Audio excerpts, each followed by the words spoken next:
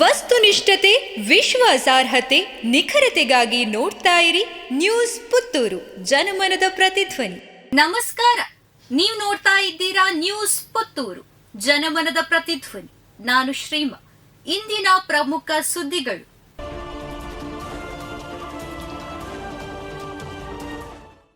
ನೇಜಾರು ನಾಲ್ವರ ಕೊಲೆ ಪ್ರಕರಣದ ಆರೋಪಿಯಿಂದ ಜೈಲಿನಲ್ಲಿ ಉಪವಾಸ ಮುಷ್ಕರ.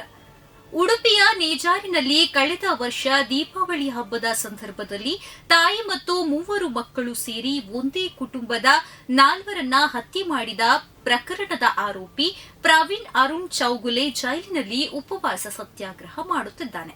ಎವಿಜಿ ಆಂಗ್ಲ ಮಾಧ್ಯಮ ಶಾಲೆಯಲ್ಲಿ ಭರತನಾಟ್ಯ ತರಗತಿ ಉದ್ಘಾಟನೆ.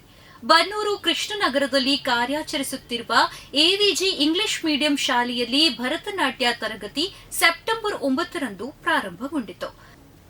ಐಕ್ಯಂ ಕಲಾ ಅಕಾಡೆಮಿ ಶಿಕ್ಷಕಿ ವಿದುಷಿ ನಿಖಿತಾ ಪಾಣಾಜೆ ದೀಪ ಬೆಳಗಿಸಿ ಕಾರ್ಯಕ್ರಮ ಉದ್ಘಾಟಿಸಿ ಭರತನಾಟ್ಯ ಮಹತ್ವವನ್ನ ಮಕ್ಕಳಿಗೆ ತಿಳಿಸಿದರು. ವಾಲ್ಮೀಕಿ ನಿಗಮದ 21 ಕೋಟಿ ರೂಪಾಯಿ ಕಾಂಗ್ರೆಸ್ ಬೂತ್ಗಳಿಗೆ ಹಂಚಿಕೆ. ಚಾರ್ಜ್ ಶೀಟ್ನಲ್ಲಿದೆ ಸ್ಫೋಟಕ ಮಾಹಿತಿ. ಮಹರ್ಷಿ ವಾಲ್ಮೀಕಿ ಅಭಿವೃದ್ಧಿ ನಿಗಮದ 21 ಕೋಟಿ ರೂಪಾಯಿಯನ್ನ ಮಾಜಿ ಸಚಿವ ನಾಗೇಂದ್ರ ಲೋಕಸಭೆ ಚುನಾವಣೆ ಸಂದರ್ಭದಲ್ಲಿ ಕಾಂಗ್ರೆಸ್ ಬೂತ್ಗಳಿಗೆ ಹಂಚಿದ್ದರು ಎಂಬ ಮಾಹಿತಿ ಬಹಿರಂಗವಾಗಿದೆ.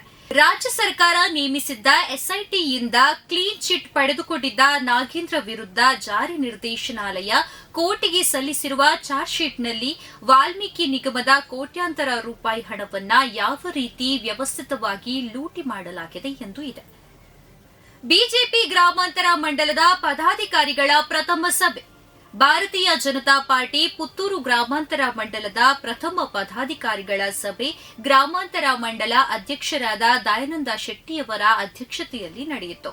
ಸಭೆಯಲ್ಲಿ ಪ್ರತಿ ಬೂತ್ನಲ್ಲಿ ಸದಸ್ಯತಾ ಅಭಿಯಾನವನ್ನ ಯಶಸ್ವಿಗೊಳಿಸಲು ಪದಾಧಿಕಾರಿಗಳು ಶಕ್ತಿ ಮೀರಿ ಕೆಲಸ ಮಾಡುವಂತೆ ತಿಳಿಸಿದರು. ಇದೇ ಸಂದರ್ಭದಲ್ಲಿ ಮಹಾಶಕ್ತಿ ಕೇಂದ್ರಗಳಿಗೆ ಮತ್ತು ವಿವಿಧ ಮೋರ್ಚಾಗಳಿಗೆ ಉಸ್ತುವಾರಿಯನ್ನ ಅಧ್ಯಕ್ಷರು ಘೋಷಣೆ ಮಾಡಿದರು. ಪ್ರತಿದಿನದ ಸುದ್ದಿಗಳಿಗಾಗಿ ನೋಡ್ತಾ ಇರಿ ನ್ಯೂಸ್ ಪುತ್ತೂರು, ಜನಮನದ ಪ್ರತಿಧ್ವನಿ. ಧನ್ಯವಾದಗಳು.